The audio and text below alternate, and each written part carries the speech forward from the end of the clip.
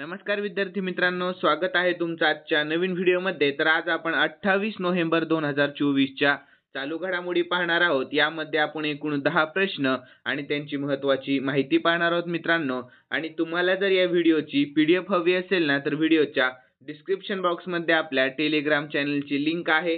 तेथे तुम्हाला सर्व व्हिडिओच्या पीडीएफ अगदी फ्री मध्ये मिळतील। तर मित्रांनो, वेळ वाया न घालवता आपण या व्हिडिओला सुरुवात करूयात। तर या अगोदर आपण कालच्या चालू घडामोडी पाहून घेऊया। तर कालचा पहिला प्रश्न होता, अलीकडेच अब्दुल्ला मैगा यांची कोणत्या देशाच्या पंतप्रधानपदी नियुक्ती करण्यात आलेली आहे? तर मालिया। पुढील प्रश्न, दिनेश भाटिया यांची कोणत्या देशात भारताचे पुढील राजदूत म्हणून नियुक्ती करण्यात आलेली आहे? तर ब्राझील या।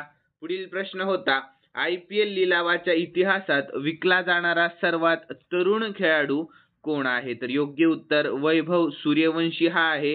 पुढील प्रश्न होता, कोणाच्या सहकार्याने अब कोई बहाना नहीं मोहीम सुरू केली आहे? तर संयुक्त राष्ट्र महिला या। पुढील प्रश्न, बालसुब्रमण्यम यांची भारताच्या उच्चायुक्तपदी नेमणूक कोणत्या देशात झालेली आहे? तर मालदीव या। पुढील प्रश्न, द टीचर ॲपचे अनावरण कोणी केले? तर धर्मेंद्र प्रधान यांनी केलेले आहे। यानंतर पुढील प्रश्न होता, नुकतीच गव्हर्नर गोल्ड कप आंतरराष्ट्रीय फुटबॉल स्पर्धा कोणी जिंकली? तर उत्तर पूर्व युनायटेड स्टेटने जिंकलेली आहे। त्यानंतर पुढील प्रश्न, तर कोणत्या राज्यातील करीमगंज जिल्ह्याचे श्रीभूमी असे नामकरण करण्यात आलेले आहे? तर आसाम या। लक्षात ठेवा मित्रांनो। तर पुढील प्रश्न, नोव्हेंबर 2024 मध्ये कोणत्या राज्यात 9वा आंतरराष्ट्रीय गीता महोत्सव आयोजित केला जाईल? तर कुरुक्षेत्र हरियाणा। पुढील प्रश्न, भारताचा संचार उपग्रह GSAT-20 कोणी प्रक्षेपित केला आहे? तर SpaceX ने प्रक्षेपित केलेला आहे। यानंतर मित्रांनो, आपण आजच्या चालू घडामोडी पाहून घेऊया। तर आजचा पहिला प्रश्न असणार आहे, बालविवाह मुक्त भारत मोहीम नुकतीच कोणी सुरू केलेली आहे? तर याचे योग्य उत्तर ऑप्शन ए अन्नपूर्णा देवी यांनी सुरू केलेली आहे। तर याविषयी आपण महत्त्वाची माहिती पाहून घेऊयात।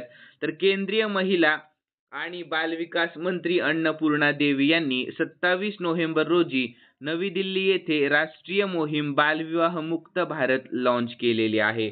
तर बालविवाहाच्या दुष्ट प्रथेपासून देशाला मुक्त करणे हे या मोहिमेचे प्राथमिक उद्दिष्ट आहे। तर कार्यक्रमादरम्यान बालविवाह मुक्त भारत पोर्टलही सुरू करण्यात आलेले आहे। यानंतर मित्रांनो, भारतातील बालविवाहाची स्थिती आपण पाहून घेऊयात।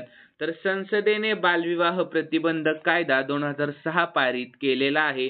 तर 2006 च्या कायद्यानुसार बालविवाह म्हणजे असा विवाह ज्यामध्ये वराचे म्हणजेच मुलाचे वय 21 वय वर्षापेक्षा कमी आणि वधूचे म्हणजेच मुलीचे वय वर्ष 18 वर्षांपेक्षा कमी आहे। यानंतर अनुसूचित जाती आणि अनुसूचित जमातीमध्ये बालविवाहाचे प्रमाण सर्वाधिक आहे, जेथे 26% मुलींचे लग्न 18 वर्षांच्या आधी केले जाते। यानंतर पुढील प्रश्न आहे दुसरा, तर राष्ट्रीय उत्तेजक विरोधी संस्थेने कुस्तीपट्टू बजरंग पुनियावर किती वर्षांची बंदी घातलेली आहे? तर याचे योग्य उत्तर आहे ऑप्शन डी 4 वर्षांची बंदी। किती वर्षांची? 4 वर्षांची। तर याविषयी आपण महत्त्वाची माहिती पाहून घेऊयात। तर नॅशनल अँटी डोपिंग एजन्सीने म्हणजेच NADA ने ऑलिम्पिक कांस्य पदक विजेता बजरंग पुनियाला डोपिंगशी संबंधित उल्लंघनासाठी 4 वर्षांसाठी निलंबित केलेले आहे। तर NADA ने 23 एप्रिल 2024 रोजी नमुने सादर न केल्यामुळे पुनिया यांना पहिल्यांदा निलंबित केले होते। यानंतर पुढील प्रश्न आहे तिसरा, तर भारतीय तटरक्षक दलाने सेरेक्स 2024 चे आयोजन कोठे केले? तर याचे योग्य उत्तर आहे ऑप्शन सी कोची मध्ये। कोठे? तर कोची। तर याविषयी महत्त्वाची माहिती पाहून घेऊयात। तर भारतीय तटरक्षक दल 27 ते 30 नोव्हेंबर दरम्यान कोची येथे राष्ट्रीय सागरी शोध आणि बचाव सेरेक्स 24 आयोजित करेल। तर प्रादेशिक सहकार्य आणि ड्रोन आणि सॅटेलाइट डिस्ट्रेस बीकन्स यांसारख्या तंत्रज्ञानाद्वारे शोध आणि बचाव क्षमता वाढवण्यावर लक्ष केंद्रित केले जाईल। यानंतर भारतीय तटरक्षक दलाविषयी आपण शॉर्टमध्ये महत्त्वाची माहिती पाहूयात। तर स्थापना 1 फेब्रुवारी 1977 मध्ये झाली। मुख्यालय नवी दिल्ली आणि प्रमुख कोण आहेत तर परमेश शिवमणी आहेत. कोण आहेत? परमेश शिवमणी. यानंतर पुढील प्रश्न, यमांडू ओरसी यांची कोणत्या देशाचे नवे राष्ट्रपती म्हणून निवड झालेली आहे? तर याचे योग्य उत्तर आहे ऑप्शन सी, उरुग्वेया. कोणत्या? तर उरुग्वेया. तर याविषयी महत्त्वाची माहिती पाहूयात. तर उरुग्वेच्या राष्ट्रपती पदाच्या निवडणुकीत यमांडू ओरसी यांनी विजय मिळवलेला आहे.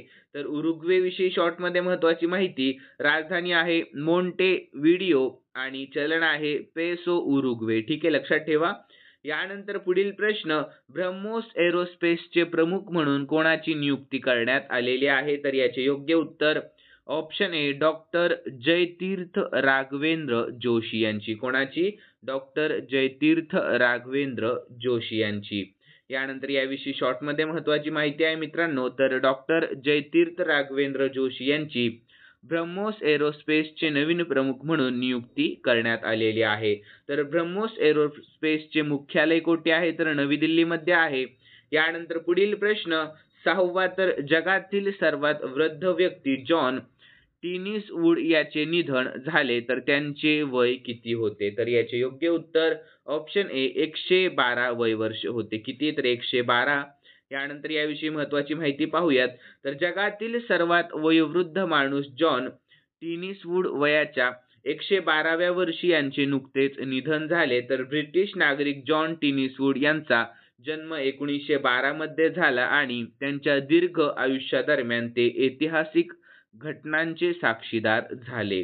यानंतर पुढील प्रश्न 7वा, तर कोणत्या राज्याचे मुख्यमंत्री एकनाथ शिंदे यांनी नुकताच राजीनामा दिलेला आहे? तर याचे योग्य उत्तर ऑप्शन ए, आपल्या महाराष्ट्र राज्याचे. कोणत्या? तर महाराष्ट्र राज्याचे.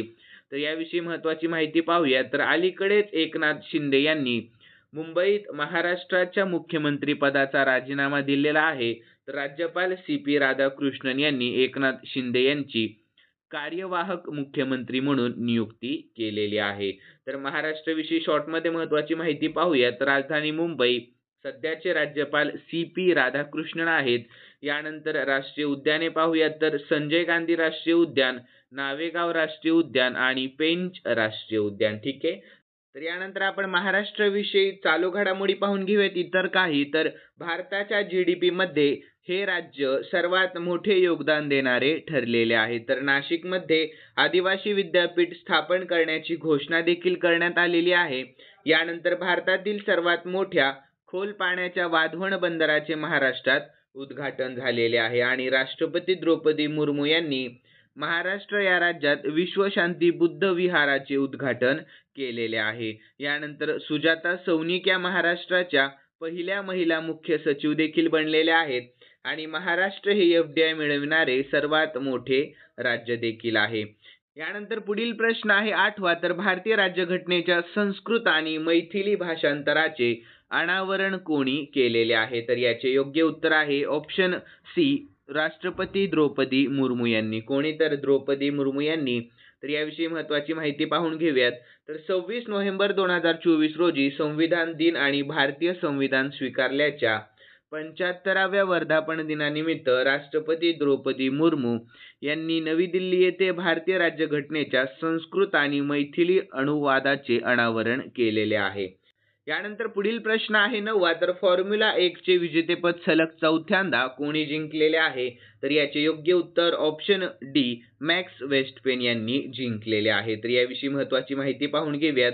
तर रेड बुल ड्रायव्हर मॅक्स वेस्टपेनने फॉर्म्युला 1 ग्रांड प्री मध्ये सलग चौथ्यांदा जागतिक ड्रायव्हर्स चॅम्पियनशिपवर कब्जा केलेला आहे. तर यासह तो फॉर्म्युला 1 इतिहासातील 6वा ड्रायव्हर बनला, तर ज्याने सलग 4 किंवा अधिक वेळा जागतिक ड्रायव्हर्स चॅम्पियनशिप जिंकलेली आहे. यानंतर पुढील प्रश्न आहे 10वा आणि शेवटचा प्रश्न आहे मित्रांनो, प्रश्नाकडे लक्ष द्या. तर हेमंत सोरेन 28 नोव्हेंबर 2024 रोजी म्हणजेच आज कोणत्या राज्याचे मुख्यमंत्री म्हणून शपथ घेतील? तर याचे योग्य उत्तर आहे ऑप्शन बी, झारखंड या. कोणत्या? तर झारखंड या. यानंतर आपण झारखंड विषयी महत्त्वाची माहिती पाहून घेऊयात. तर राजधानी आहे रांची, सध्याचे मुख्यमंत्री हेमंत सोरेन आणि सध्याचे राज्यपाल संतोष गंगवार आहेत आणि झारखंडच्या हेमंत सोरेन सरकारने राज्यातील पात्र महिलांना आर्थिक सहाय्य देण्यासाठी मुख्यमंत्री मैया सन्मान योजना सुरू केलेली आहे. यानंतर भारतातील सर्वात मोठे उच्च न्यायालय झारखंडमध्ये आहे, हेही लक्षात ठेवा.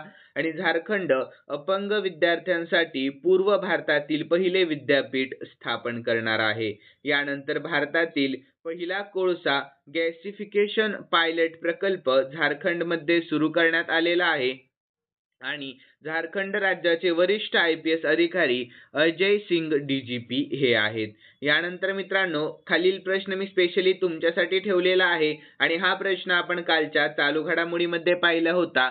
ज्यांनी कालचा व्हिडिओ पाहिलेला असेल त्यांना नक्कीच या प्रश्नाचे उत्तर येईल अशी मी अपेक्षा करतो. तर प्रश्न असा आहे, IPL लिलावाच्या इतिहासामध्ये विकला जाणारा सर्वात तरुण खेळाडू कोण आहे? तर याचे योग्य उत्तर तुम्हाला आपल्या कमेंट बॉक्समध्ये सांगण्याचा प्रयत्न करायचा आहे मित्रांनो.